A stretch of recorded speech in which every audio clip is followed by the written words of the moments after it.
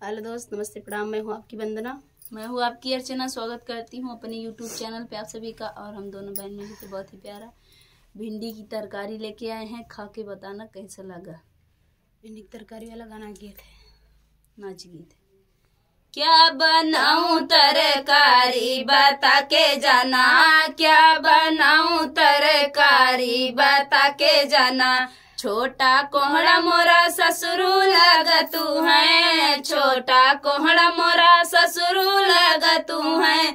लौकी लगाई सासुरानी बता के जाना, लौकी लगाई सासुरानी बता के जाना। क्या बनाऊं तरकारी बता के जाना, क्या बनाऊं तरकारी बता के जाना। छोटा सा बैगन मोरा भसुरु लगतू है, छोटा सा बैगन मोरा भसुरु लगतू है।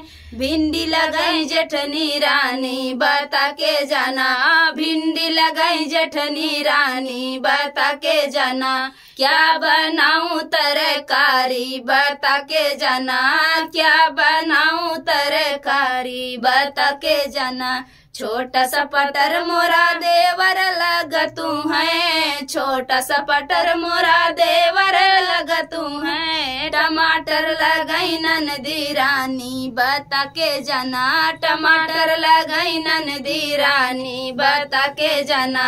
क्या बनाऊं तरकारी बता के जाना, क्या बनाऊं तरकारी बता के जाना।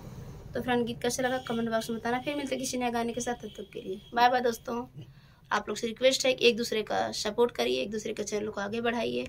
बहुत बहुत धन्यवाद आप सभी का।